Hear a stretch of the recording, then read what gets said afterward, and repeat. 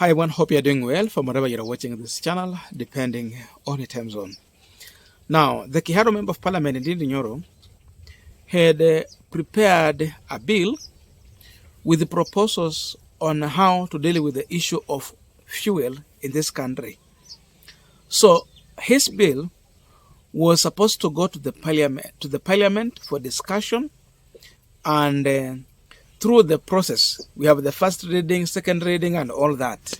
Then it will reach to a level where they will be also voting for that bill, so that then it can become a law for the period it intended to serve. And so, before this bill was taken to the parliament, of course, Ndindi Nyoro had articulated some issues in that bill, and therefore it is in the public domain on the proposals on the cut, what should be cut down. So, with this, we got information that already the bill is in the parliament and it has been accepted. So Kenyans were waiting for the discussion of that bill in the parliament and the outcome of that. Now, today a special sitting was called for to look into Ndindi Nyoro's bill after it was presented in the office of the Speaker of the National Assembly, Moses Masika Wetangula. Now, with Wetangula, in his capacity as the Speaker, he has made a ruling on that bill.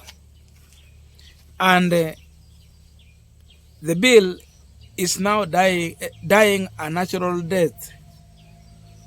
According to Wetangula, the only way Ndindi Nyoro should have presented that bill to the parliament, it is only through his leader in the house. When you talk about the leader, then you know Ndindi Nyoro was elected on UDA ticket, and that means his leader is the majority leader in the House of the National Assembly, na huyo ni Kimani Ichung'wah. Huyo ndio kiongozi wa Ndindi Nyoro. So it means Ndindi Nyoro was supposed to take that bill to the parliament through Ndindi Nyoro. That means Ndindi Nyoro should read, alafu ataliliana na chama labda waone kama that bill is fitting for discussion in the parliament. Otherwise, why would you need to take it through someone? So the Speaker is ruling out that since he bypassed his leader in the House, it is null and void and therefore does not stand for discussion. That is the ruling from Wetangula. Honorable members, I wish to convey to the House that during the recess on 18th May 2026, I received a request from the Honorable Member for Kiharu, Honorable Ndindi Nyoro, CBS MP, a request to reconvene the House to discuss the issue of rising fuel prices. Notably, the request from the Honorable Member went to media houses before it reached the Honorable Speaker. I found that strange because communication between members and the Speaker ought to be privileged and can go to the media only after the Speaker has received your communication. Nevertheless, I directed the clerk to respond to the Honorable Member for Kiharu and guide him on the applicable procedure. As honorable members are aware, Standing Order 29 requires any member desirous of convening a special sitting of the House to engage the leadership of their party or coalition to submit a request for the consideration of the Speaker. Additionally, All members must be given at least 3 days' notice of any request to convene a special sitting of the House, which ordinarily excludes the proposed day of the sitting. So any one of you members who wants at any time to ask the Speaker to convene a special sitting, you go to your leader in the House.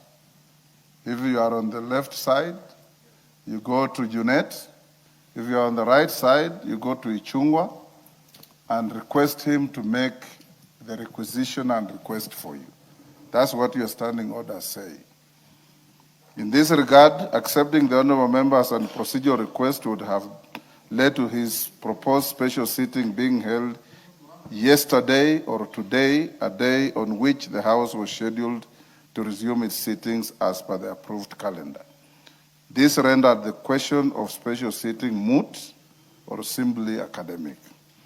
Honorable members, it is my view that the issue of rising fuel costs may only be addressed through concerted, objective, and cross-cutting efforts across all players, including the national government, the legislature, and our private sector.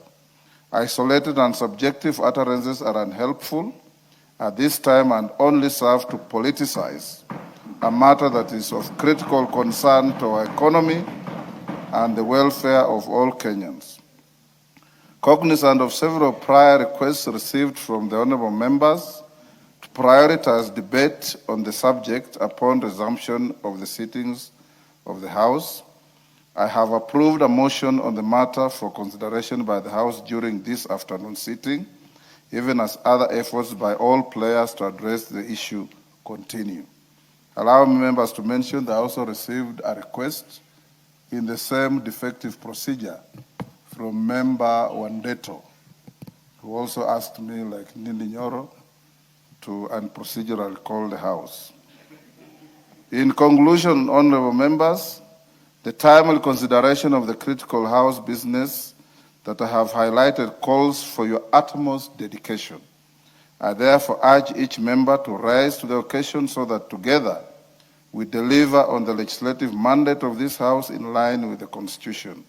This House is informed. Now, I want us to conclude this discussion, but before I do that, I have a quick and humble request for those who are watching the channel and you have not yet subscribed, please consider subscribing.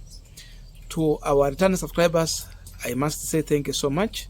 And again, to all our viewers, please give this video a thumbs up. Thank you so much, and back to our discussion. Now, there are so many questions people are asking, same thing I'm asking on this punchline here, that what about those people or members of parliament who are elected on an independent ticket? You have a bill you want to push through the parliament and you don't have a political party and a leader. How can you push that agenda or that bill? What if you have a bill of which, for example, like the one that Ndindi Nyoro had, that cannot be supported by maybe your party, though it can attract support from the other side. Let's assume you are in the minority like Ndindi Nyoro, but you have the support of the minority, but you are in the majority. How do you go about it? So it tells you that, again, the National Assembly has no that fully, what can I say? It has no that fully freedom whereby you can just bring your bill and it get to the Speaker's office and you can discuss it. So there is a problem. There is a cartel here. It is curtailed by the party. So it is the party leadership. Because when you are sending to the party to the leader of the House, who was proposed by a political party, it means that matter then will be taken to the party leadership. Then from there they can see if they can support or stop. Tuko mbali. Bado we are still fighting for the freedom. Freedom is not yet here. Bado. And you see, some of the bills that were passing in the parliament from the opposition, it means it had the approval of the opposition. But now when you are in the government side and you want to bring something that somehow challenges the government, it becomes a problem. Sasa hapo ndio tupo. Hapo ndio tuko. And when you look at the comment section, people are saying that Wetangula has lacked the Solomonic wisdom, that Wetangula has refused to learn from the former speaker, Kenneth Marende, who actually embraced Solomonic wisdom. Instead, he has chose to play politics when he has a neutral role to play in the parliament.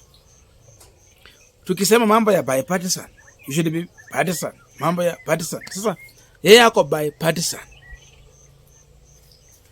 And that's the situation. So, Ndindi Nyoro has been sent back to the drawing board. If this matter has to be discussed in the National Assembly, lazima aende kwa miguu ya Kimani Ichung'wah, amwambie niko na bill. Alafu ndio ikuje.